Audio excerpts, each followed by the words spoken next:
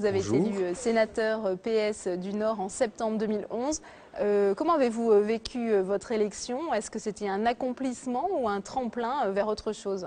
Écoutez, cette élection au Sénat a marqué une grande étape dans mon engagement public, c'est certain. Après mon engagement local, municipal, mon engagement régional, de se retrouver ici à la Haute Assemblée pour légiférer, je ne peux pas qualifier ça d'aboutissement, mais c'est une étape importante dans une vie. D'où vous vient votre engagement en politique? Est-ce que c'est un engagement familial? Je suis issu du bassin minier, de la région lensoise, donc effectivement mon père était mineur. Ma maman, fonctionnaire des postes, il y a toujours eu à la maison effectivement une vision d'améliorer la situation des salariés, la situation sociale. Je crois que ça m'a aussi marqué. Et puis après, je suis rentré au ministère des Finances. Je suis fonctionnaire des impôts de formation et j'ai été responsable syndical pendant de nombreuses années. Et à un moment donné, j'ai basculé dans l'engagement politique. Alors est-ce que depuis que vous êtes sénateur, vous avez l'impression en tant que législateur de pouvoir davantage défendre le droit des salariés, des travailleurs? Oui, parce qu'il y a des sujets, on est au cœur de la vie et du vivre ensemble.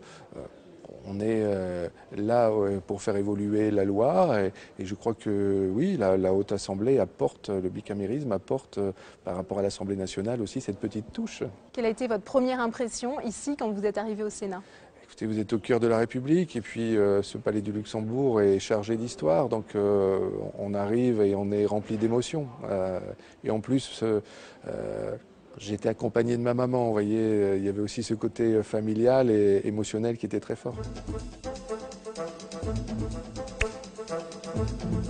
Alors Dominique Bailly, ici au Sénat, vous présidez un groupe de travail sur l'éthique dans le sport. Est-ce que ça veut dire qu'il n'y a pas d'éthique dans le sport? Si, il y a des valeurs du sport, mais je pense qu'il est intéressant.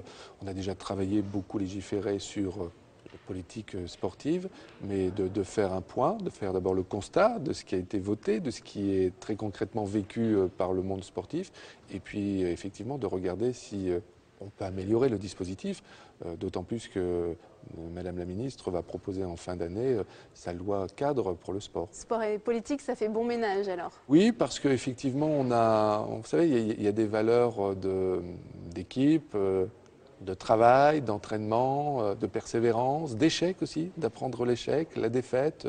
Je pense qu'effectivement, entre la politique et le sport, il peut y avoir quelques articulations. Alors qu'est-ce que vous cherchez à comprendre par ce groupe de travail, par ces auditions? J'ai appris, en particulier sur les paris, qu'on avait quand même quelques lacunes dans un dispositif de contrôle général.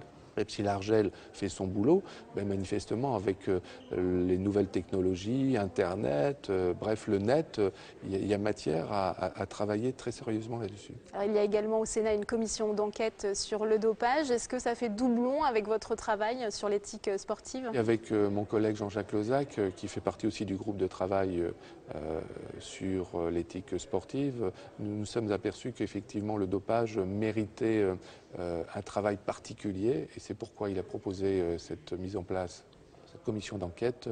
Il y a des passerelles qui sont organisées, même en termes d'organisation, d'audition, d'avoir effectivement un panel fort pour pouvoir, encore une fois, contrarier ceux qui aujourd'hui se lancent dans le dopage uniquement pour l'argent, pour la gloire, mais ce n'est pas que ça le sport. Est-ce que ça a été facile de convaincre les autres collègues sénateurs de la nécessité d'un groupe de travail sur le sport? Est-ce qu'on est pris au sérieux au Sénat quand on travaille sur la question du sport? Alors, c'est une très bonne question parce que, effectivement, j'ai eu la sensation que le sport était peut-être considéré comme un thème mineur.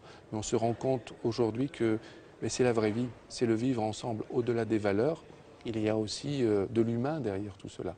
Et aujourd'hui, je crois que le sport est considéré comme un thème majeur tout simplement du vivre ensemble. Et qu'il y a matière à ce que le public, le politique, soit vraiment moteur et dynamique là-dessus. Merci beaucoup.